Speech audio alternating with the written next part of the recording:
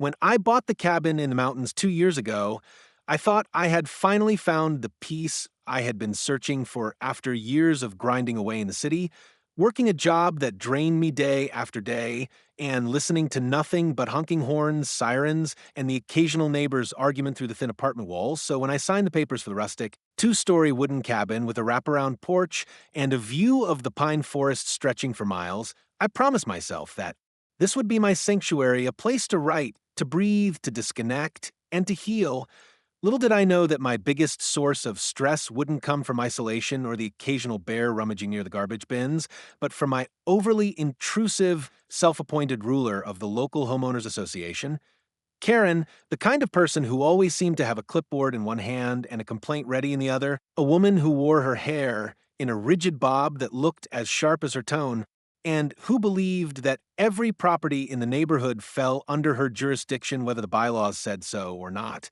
At first, our interactions were mild enough. She'd stop by when I was watering the plants to point out that my porch light wasn't the proved wattage or that my mailbox didn't match the aesthetic of the other houses, and I'd smile, nod, and tell her I'd look into it, though in reality, I had checked the rules and knew she was stretching them to her own interpretation, but it wasn't worth a confrontation at the time. However, things escalated when she began to notice that my cabin wasn't just a weekend getaway, but a full-time residence, which apparently gave her more reason to ensure compliance with her imaginary rulebook, and she would start dropping in uninvited under the guise of being neighborly,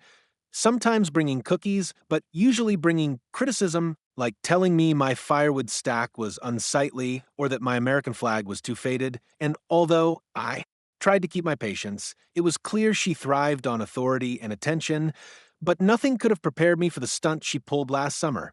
When, unbeknownst to me, she had listed my cabin on some kind of community events page online, advertising it as the perfect venue for gatherings, parties, and family celebrations, complete with pictures she must have taken while loitering near my property line, and the shock of discovering this came not from her mouth, but from the roar of car engines and the swarm of strangers who descended on my quiet refuge one Friday evening, about 300 of them, loud and rowdy, hauling coolers, blasting music from portable speakers, and acting as though they had every right to be there, because according to Karen, they did, since she had personally invited them all under the claim that the neighborhood was throwing a summer bash. And at first, I thought maybe this was some sort of misunderstanding, maybe a community barbecue that I had missed the memo on. But within minutes of seeing beer cans littering my gravel driveway, smoke from illegal fireworks filling the air, and strange men climbing up onto my porch railing, as if it were some kind of stage, I realized with a sinking heart and rising fury that this wasn't just a misunderstanding, this was an invasion. I confronted the first group I saw dragging lawn chairs across my yard, asking them what they were doing, and they looked at me as though I were the intruder, saying Karen said this was cool. She told us the owner was fine with it, and when I tried to explain that I was the owner, and this was definitely not okay, they laughed, dismissed me, and went back to setting up a beer pong table on my porch. And in that moment, I felt an odd mix of disbelief and rage, because how could anyone, even someone as delusional as Karen, think it was acceptable to invite hundreds of strangers onto private property without permission?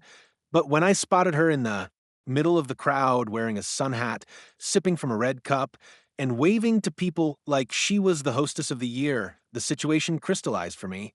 This wasn't an accident, this wasn't miscommunication, this was Karen's ego and entitlement on full display. She had turned my peaceful home into her personal party venue without so much as a text message, and while my first instinct was to start kicking people out one by one, it was obvious that I was outnumbered, and worse, many of the attendees were already drunk. Some were jumping into the lake behind my cabin, others were stomping through my garden,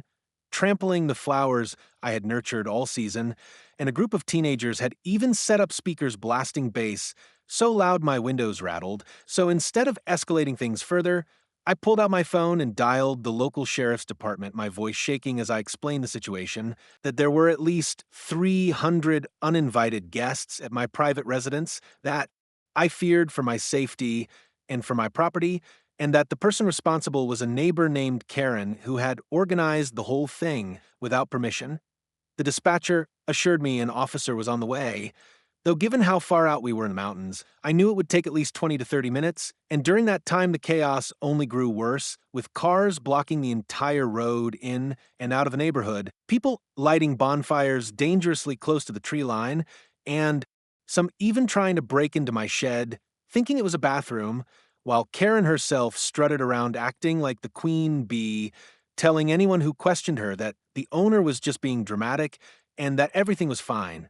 But by the time I heard the distant wail of sirens growing closer, I was nearly at my breaking point, clutching my phone in one hand and debating whether to grab my old baseball bat from the closet just to defend my property if things got uglier, though. Thankfully, I never had to, because when the police finally arrived, the sight of flashing lights and uniformed officers sent a ripple through the crowd, some people scattering immediately, others arguing with the officers, and Karen, for the first time since I had known her, looked genuinely nervous as the sheriff marched straight toward her, clipboard still in hand, ready to hear my side of the story. As the sheriff approached with two deputies in tow, I felt both a wave of relief and a surge of anger boiling inside me, because finally there was authority here to back me up, but also because I knew if Karen managed to weasel her way out of this, she'd only become more unbearable in the future. So I wasted no time stepping forward, my voice raised louder than usual as I explained that I was the property owner, that this was my private cabin, and that none of these people had been invited, while Karen immediately cut in with her shrill, commanding tone, insisting that it was a community event and that I had agreed months ago to let her host it on my property, which was a blatant lie, and the sheriff, a tall man with graying hair and a face that looked permanently unimpressed, held up a hand to silence us both, saying he'd heard enough yelling for one night and wanted to get the facts straight, so he asked for identification from both of us, and when I handed over my driver's license and deed papers I kept in a folder inside the cabin just in case, he raised an eyebrow, then turned his attention to Karen, who dramatically pulled out her HOA badge as if that held any legal weight, and began to recite a speech about how the neighborhood had common values and collective responsibility that made it permissible for her to act on behalf of the community, but the sheriff shut her down quickly, saying, "Ma'am, this is private property. His name is on the deed, not yours, and from what I see, you've trespassed along with everyone you invited,"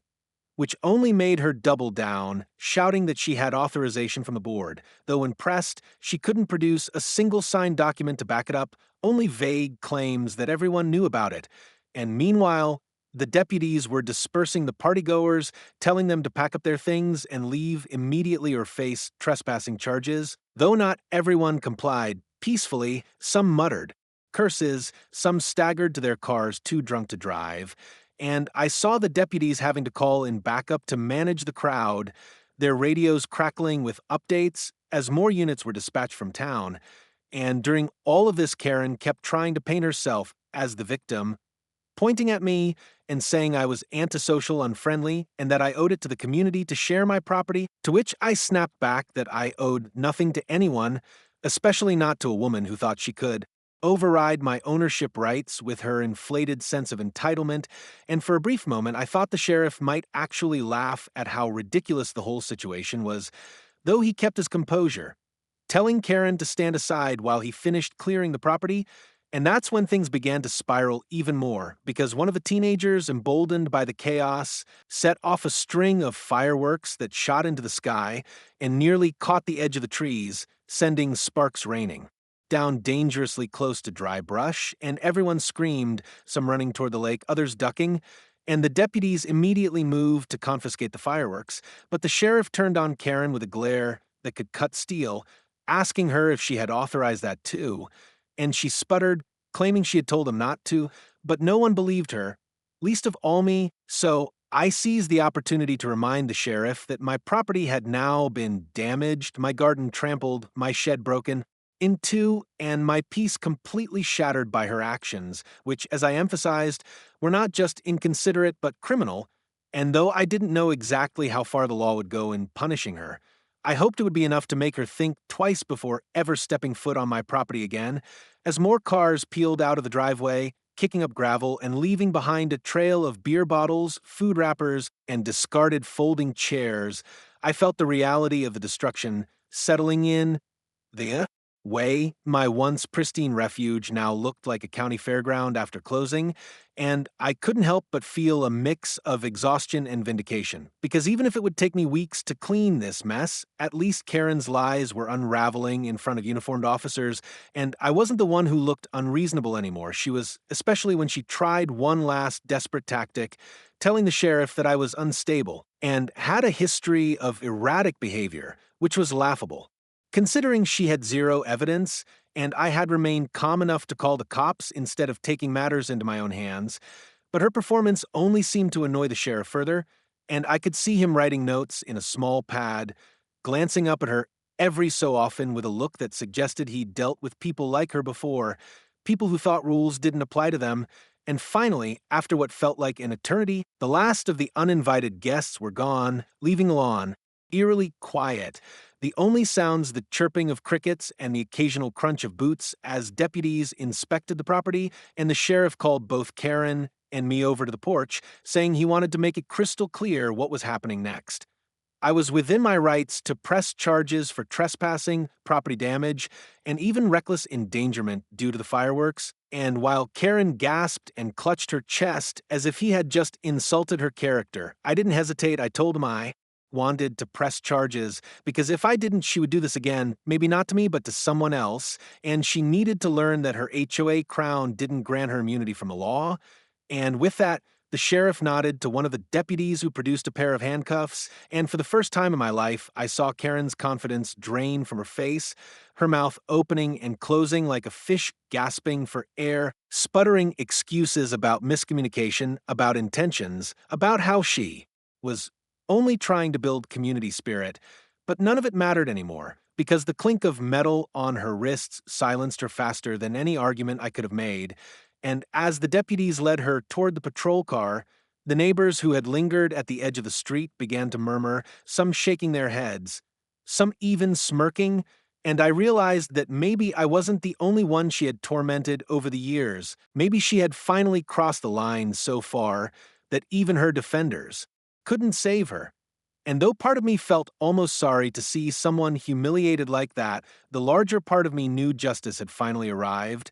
and as the patrol car's red and blue lights faded into the distance, I stood on my porch amid the wreckage of what had once been my peaceful home, feeling both utterly drained and strangely victorious, knowing that this was only the beginning of a battle that might drag into court. But at least for tonight, the mountain was quiet again, and Karen was no longer free to torment me or anyone else.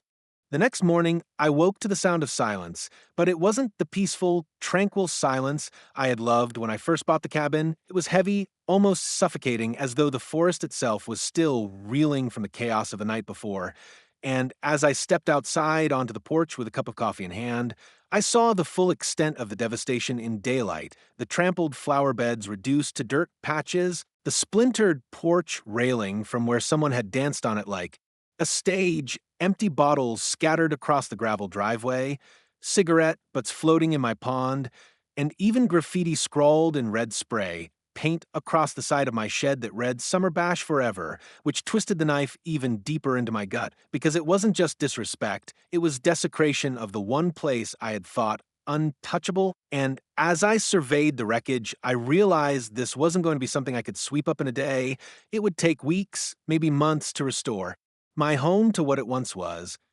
But what infuriated me more than the physical mess was the memory of Karen's smug face as she tried to convince the sheriff that I was the unreasonable one, the way she had acted like my property was some kind of public playground she could control. And even though she had been hauled off in handcuffs, I knew people like her had a way of bouncing back, of twisting narratives, of rallying allies who either feared them or believed their lies. So, as much as I wanted to revel in the satisfaction of her arrest, I couldn't help but worry about what came next, and sure enough, by mid-afternoon, after I had started bagging up trash and hauling it to the curb, a couple of neighbors came strolling down the road, their expressions awkward, shifting from sympathy to hesitation as they offered me half-hearted apologies for what happened, though their words were carefully chosen, like they didn't want to take sides, one of them even saying, "Karen just got carried away. She didn't mean harm," which made my blood boil because intentions didn't erase the damage or the violation of trust,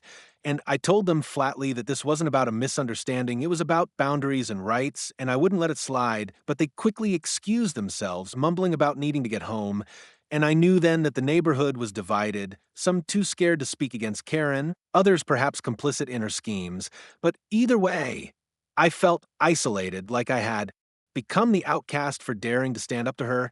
And that night, as I sat at my desk drafting a written statement for the sheriff's office to accompany the charges, I started receiving emails, anonymous and signed, clearly sent from throwaway accounts, all criticizing me for overreacting and bringing the cops into a community matter. And though I suspected Karen had orchestrated these messages, maybe by convincing her loyal supporters to harass me, the pit in my stomach grew because it confirmed my fear that she wasn't done. She was waging a campaign from behind the bars of a holding cell, or maybe she had already posted bail and was scheming her next move. And when I called the sheriff the next morning to check, he confirmed my suspicion. Karen had been released after posting bond, pending her court date, and while she was forbidden from stepping onto my property, that didn't stop her from stirring trouble elsewhere. And within days, I noticed whispers in the neighborhood, people slowing their cars when they passed my cabin, some even snapping photos of the damage as though documenting evidence. And then came the letter, a thick envelope shoved into my mailbox with the HOA's official letterhead, declaring that I was under review for failure to maintain the integrity of community standards and creating a hostile environment for neighbors. And when I read those words, my hands shook with disbelief and fury, because not only was Karen trying to rewrite the story, she was trying to weaponize the HOA against me, turning the victim into the villain. And I knew if I didn't fight back hard, she'd succeed in painting me as the problem. So I called a lawyer, a sharp, no-nonsense woman named Ms. Delgado, who specialized in property rights and HOA disputes. And after hearing my story, she said bluntly, she's dangerous, but she's also sloppy. What she did was trespassing, reckless endangerment, and abuse of authority. And we're going to make sure the court sees it that way. And though her confidence steadied me, the weeks leading up to the hearing were some of the most stressful of my life, because Karen wasn't just sitting quietly waiting for judgment. She was active, hosting small gatherings at other neighbors' houses where she spun her own version of events, claiming I had invited the cops out of spite, that I had ruined what was meant to be a joyful celebration, and that I was anti-community, selfish, and unfit to live in a neighborhood that valued unity. And the worst part was that some people believed her, maybe because they liked her social events, maybe because they feared being on her bad side, or maybe because they simply didn't know me well enough to trust my version over hers. But whatever the reason, it made me feel like I was fighting not just Karen, but an entire narrative machine designed to erode my credibility. Yet through it all, I reminded myself of the truth, that the deputies had seen it, that the sheriff himself had written the report, that the photographs of the damage spoke louder than any rumor, and most importantly, that I had the law on my side, not just emotion or opinion. And when the day of the preliminary hearing finally arrived, I walked into the courthouse with my lawyer by my side, clutching the thick binder of evidence we had compiled, photos, receipts, statements from the few neighbors brave enough to back me up, and even a copy of the event posting Karen had made online, advertising my cabin as a party venue, which we had managed to recover. And when I saw Karen sitting across the room, her lips pursed, her bob as rigid as ever, surrounded by a small cluster of supporters whispering in her ear, I felt a surge of determination, because this was no longer just about me or my cabin. It was about drawing a line in the sand against people who thought they could bully, manipulate, and control others under the guise of authority. And as the judge entered and the bailiff called the court to order, I took a deep breath, ready to tell my story not just to clear my name, but to make sure Karen's reign of intimidation finally came to an end. The courtroom was tense as the proceedings began, and though I had rehearsed my testimony a dozen times with Ms. Delgado, nothing could fully prepare me for the weight of everyone's eyes on me. The judge seated high above, Karen smirking faintly as though she still believed this was some misunderstanding that would blow over, and her supporters sitting behind her like a personal fan club ready to whisper in approval at whatever she said. But as soon as my lawyer began laying out the case, the tone shifted sharply. She opened with the photographs of the aftermath at my cabin, each image projected onto the screen. my destroyed garden, the broken railing, the graffiti, the piles of trash, and I could see the judge's brow furrow deeper with every slide, because these weren't just minor inconveniences, they were blatant, undeniable damages that spoke volumes. Then she brought in the sheriff's report, which described in meticulous detail the size of the crowd, the reckless use of fireworks, the trespassing, and most importantly, Karen's role as the self-proclaimed organizer, which the deputies corroborated. And though Karen's attorney tried to object, arguing that the event had been a collective community effort, the judge silenced him quickly, saying the facts showed otherwise, and when it was Karen's turn to speak, her voice took on that condescending tone I had come to dread, telling the court that she had only been trying to foster neighborly bonds, and that I had overreacted because I didn't understand the culture of the community, but the judge wasn't having it, asking her pointedly why she thought she had the authority to invite 300 strangers to someone else's private property without permission, and watching her stumble for an answer was almost satisfying enough on its own, because for once she couldn't charm or intimidate her way out of accountability, yet even as she floundered, she tried to redirect blame onto me, claiming that I had been hostile toward her for months, and that this was my way of retaliating. But Ms. Delgado countered swiftly by presenting the online event posting Karen had made, complete with her name and contact information listed as the host, and I swear the silence in the room when that slide appeared was the loudest sound I had ever heard, because it was the smoking gun, the irrefutable proof that she had orchestrated the whole thing. And though Karen tried to backpedal, saying it was just a draft and she hadn't meant for it to go public, the damage was done, the lie exposed, and the judge's patience visibly wore thin. Finally, after hours of testimony, objections, and rebuttals, the judge leaned back in his chair and gave his ruling. Karen was guilty of trespassing, reckless endangerment, and abuse of her HOA authority, and while she wasn't facing prison time, she was fined heavily, ordered to pay restitution for the damages to my property, and most importantly banned from holding any leadership role in the HOA moving forward, which may not have been the maximum punishment I secretly wished for, but it was enough to dismantle the empire of control she had built over the neighborhood for years, and as the gavel came down, I felt an overwhelming surge of relief wash over me, as though a weight I had been carrying since the night of the party finally lifted, though it was quickly followed by exhaustion because the fight had taken so much out of me. But when I walked out of that courtroom, the air felt different, lighter, freer, and though Karen shot daggers at me with her eyes as she stormed out with her dwindling group of supporters, I didn't feel fear anymore. I felt victorious because the truth had been heard and justice had been served.